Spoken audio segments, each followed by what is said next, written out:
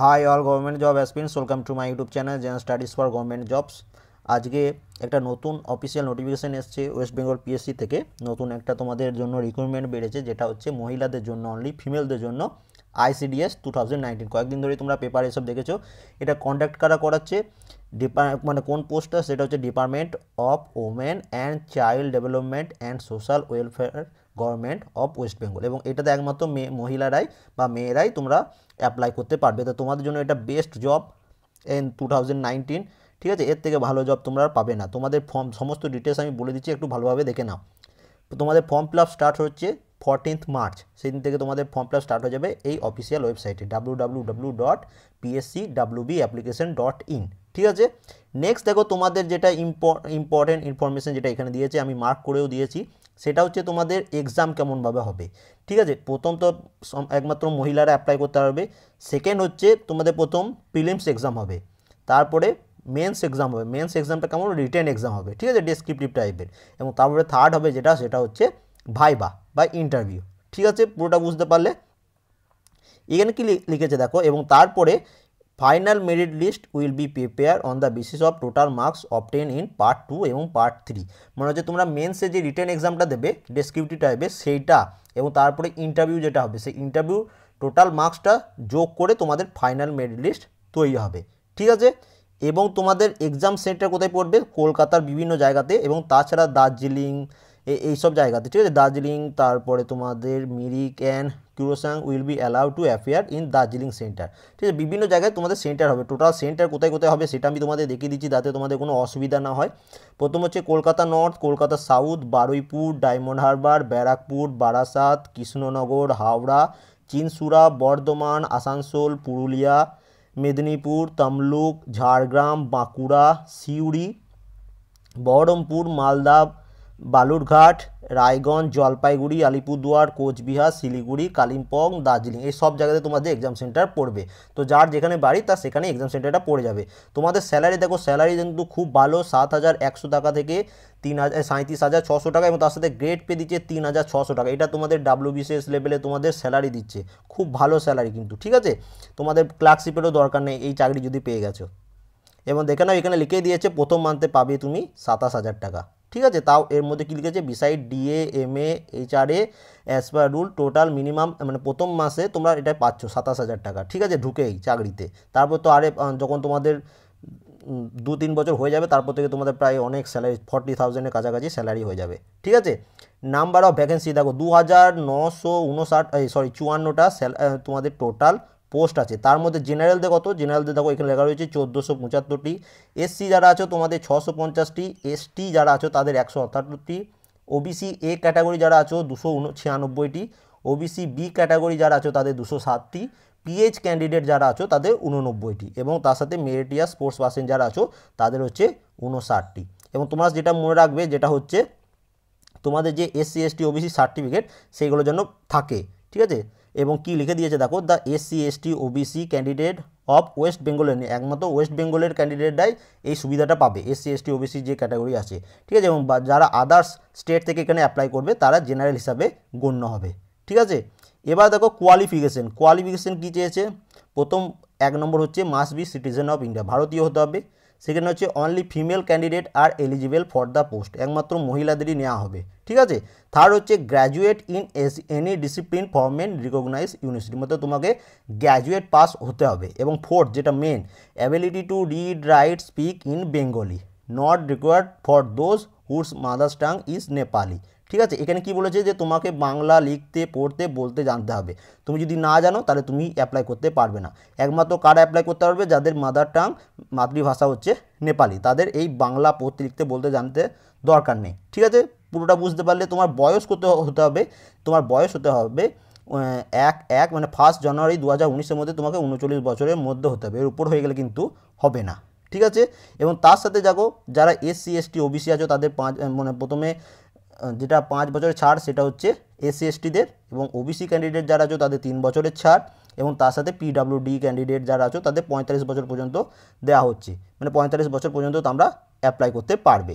ঠিক আছে, এইখানে দেখো এই যেটা মেন নোট, যেটা আমি দেখো ইয়েলো মার্কও করে দিয়েছি, কি বলেছে এখানে, date of birth as a record only in the Madhyamik or equivalent certificate will be accepted, the age limit apply to the all candidate. দেখো একটা কথা, তোমরা যখন ফর্ম ফিল আপ করবে তোমার মাধ্যমিকের অ্যাডমিট কার্ড বা সার্টিফিকেট যেটা আছে, ঠিক আছে, মাধ্যমিক অ্যাডমিট কার্ড বা সার্টিফিকেট দুটোতেই তোমার যেটা নিজের নাম যে স্পেলিংটা লেখা আছে ফর্ম ফিল আপ করার সময় তোমার নিজের নামে সেই স্পেলিং দেবে, ওইখানেই তোমার যে ডেট অফ বার্থ দেওয়া আছে সেটাই তুমি তোমার ফর্ম ফিল আপের সময় তোমার ডেট অফ বার্থ দেবে, এবং ওখানে যেটা তোমার বাবার নাম দেওয়া আছে বা মায়ের নাম দেওয়া আছে সেই স্পেলিংটাই কিন্তু লিখবে। তোমার আধার কার্ড ভোটার কার্ডে কী আছে সেটা কিন্তু ডকুমেন্ট ভেরিফিকেশনের সময় দেখবে না, তোমার মাধ্যমিকের অ্যাডমিট কার্ড বা সার্টিফিকেটে যা আছে সেটা কিন্তু দেখবে। এবার যদি তুমি বানান ভুলভাল করে দাও তাহলে কিন্তু তখন ডকুমেন্ট ভেরিফিকেশনে তোমাকে খুব প্রবলেম করতে পারে, ঠিক আছে। এই হয়ে গেল টোটাল। তোমাদের ফর্ম ফিল আপের জন্য লাগবে কত, 160 টাকা জেনারেলদের জন্য, এবং তার সাথে দেখো যারা SC ST আছো এবং PWD ক্যান্ডিডেট আছো তোমাদের কোনোরকম কোনো টাকা পেমেন্ট করতে হচ্ছে না, ঠিক আছে। এখানে একমাত্র জেনারেল এবং OBC ক্যান্ডিডেট যারা আছো তাদের 160 টাকা করে পেমেন্ট করতে হবে, এটা বুঝে গেলে। এবার দেখো অফিসিয়াল সাইটে তোমাদের বলেই দিলাম www.pscwestbengalapplication.in, এখানে তোমরা অ্যাপ্লাই করতে পারবে। এরপর দেখো আরও কিছু তোমাদের ডিটেলস দিয়ে দিয়েছে, সেটা তোমরা দেখে নাও, এখানে দেখে নাও।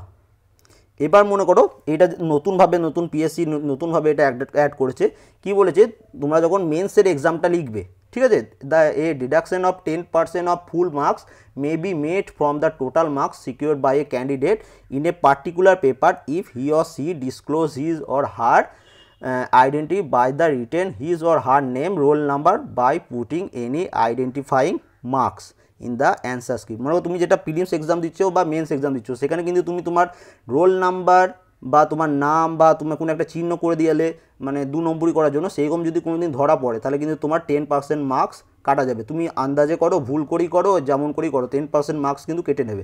তাই ভুল করে এই 2 নম্বর পথে যাবে না, নিজের মতো করে পরীক্ষা দেবে এবং চলে আসবে। OMR সিটে যেন কোনোরকম কোনো গড়বড় না হয়, ঠিক আছে, বুঝে গেলে। এখানে দেখো তোমাদের কি বলেছে, answer in all paper except in language paper may be written either in English or in Bengali unless otherwise directed in this rule or in the question paper, ঠিক আছে। তোমাদের কোশ্চেন পেপার যেটা হবে সেখানে দেখবে বাংলাতেই তোমরা কোশ্চেন পাবে, ইংলিশেও কোশ্চেন পাবে। তো দেখো যখন তোমাদের মেন্স এক্সাম হবে তখন ইংলিশের একটা পেপার থাকবে, সেই ইংলিশের পেপারটা তোমাকে ইংলিশে লিখতে হবে, এবং বাংলার পেপার বা আদার্স যে কোনো জেনারেল স্টাডিজের কোনো পেপার থাকলে সেটা তোমরা বাংলাতে লিখতে পারবে, ঠিক আছে। এরপর দেখো তারপর তোমাদের ফর্ম ফিল আপ শুরু হচ্ছে 14ই মার্চ থেকে, ফর্ম ফিল আপ শেষ হবে 16ই এপ্রিল, ঠিক আছে। এর মধ্যেই ফর্ম ফিল আপ করে দেবে, দেরি করবে না বেশি, এবং ভালোভাবে প্রিপারেশন তোমরা স্টার্ট করে দাও। এবং তোমাদের এক্সামস কেমন হবে প্রথমেই বললাম, প্রথমে প্রিলিমস এক্সাম হবে। প্রিলিমস এক্সাম কী হবে, 100 মার্কসে তোমাদের প্রিলিমস এক্সাম হবে এবং 100টা প্রশ্ন থাকবে, ঠিক আছে। এবং কত মিনিটের পরীক্ষা হবে সেটা এখানে দেয়নি, যত সম্ভব 90 মিনিটই হবে, তো সেটা এখনও বলেনি, সেটা ওরা নিজে থেকে জানিয়ে দেবে, ঠিক আছে। প্রথম তোমাদের যেটা না প্রিলিমস এক্সাম হবে, প্রিলিমস হচ্ছে জাস্ট সেকেন্ড পরের স্টেজ, মানে পার্ট 2 এর কোয়ালিফাইয়ের জন্য একটা নেচার। এখানে তোমার কোনো মার্কস পার্ট 2 এর সাথে বা তোমার ইন্টারভিউর সাথে যোগ হবে না, সো এটা তোমার শুধু পাস করতে হবে। 100 মার্কসের এক্সাম হবে, 100টা কোশ্চেন থাকবে, ঠিক আছে। এবং এখানে টাইম লিমিটটা এখনও দেয়নি, যত সম্ভব পড়ার একটা ওরা হয়তো অফিসিয়াল নোটিফিকেশন আরেকটা দেবে, সেখানে দিয়ে দেবে। তারপর দেখো মেন্স এক্সাম যেটা হবে সেটা হবে 400 মার্কসের, ঠিক আছে, 400 মার্কসের, এবং সেটা হবে কনভেনশনাল টাইপ। কনভেনশনাল টাইপ মানে হচ্ছে রিটেন এক্সাম, মানে ডেসক্রিপটিভভাবে, ঠিক আছে। যেমন ওয়েস্ট বেঙ্গল সাব ইন্সপেক্টর যদি কেউ দিয়ে থাকো মেন্সের, মহিলাদেরই বলছি, লেডি সাব ইন্সপেক্টর, তো তোমরা জানবে যে কেমনভাবে ডেসক্রিপটিভ পরীক্ষা হয়, ঠিক আছে। তো সেই ডেসক্রিপটিভ পরীক্ষা হবে। এবং থার্ড যেটা হবে সেটা হচ্ছে ইন্টারভিউ, 50 মার্কে তোমাদের একটা ইন্টারভিউ হবে। এবং তোমাদের যে ফাইনাল হবে সেটা হচ্ছে, ফাইনাল যে মেরিট লিস্টটা তৈরি হবে সেটা হচ্ছে রিটেন এক্সাম এবং ইন্টারভিউ, এই দুটো মিলে তোমাদের ফাইনাল মেরিট লিস্ট হয়ে যাবে। দেখো এখানে লিখে দিয়েছে, final merit list will be prepare on the basis of total marks obtain in the part 2 এবং পার্ট 3। পার্ট 2 হচ্ছে কোনটা, যেটা মেন্স হবে, যেটা তোমাদের রিটেন এক্সাম হবে সেইটা, এবং পার্ট 3 হচ্ছে যেটা তোমাদের ইন্টারভিউ হবে। তাহলে 400 নম্বরে তোমাদের মেন্স হচ্ছে, প্লাস 50 নম্বর তোমাদের ইন্টারভিউ হচ্ছে, তাহলে 450-র উপর তোমাদের মেরিট লিস্টটা তৈরি হবে, যে যত পেয়েছো, ঠিক আছে। খুব ভালো পোস্ট, কাট অফ কোনো দিন বেশি যাবে না, কারণ এটা একমাত্র শুধু মহিলাদের জন্য, তো কোনো অসুবিধা নেই, ভালোভাবে পড়ো, তোমরা শিওর চাকরি পেয়ে যাবে। এবং দেখো সিলেবাস অ্যান্ড এক্সামিনেশন এটা এখনও পর্যন্ত দেয়নি, হয়তো ওরা পরে এখনও আপলোড করে দেবে, ঠিক আছে। তাহলে এই হলো সমস্ত ডিটেল। আশা করি তোমরা সব পুরোটা বুঝতে পেরেছো। কোনোরকম কোনো অসুবিধা হলে অবশ্যই কমেন্ট করবে, আমি তোমাদের রিপ্লাই দিয়ে দেবো। এবং ভালো করে অফিসিয়াল নোটিফিকেশানটা একটু পড়ে নেবে। এবং এটা তোমাদের এক্সাম এখনও দিয়ে যত সম্ভব ক্লার্কশিপ এক্সাম হবে তারপরে তোমাদের এটা মানে 3-4 মাসের মতো তোমরা টাইম পাচ্ছ।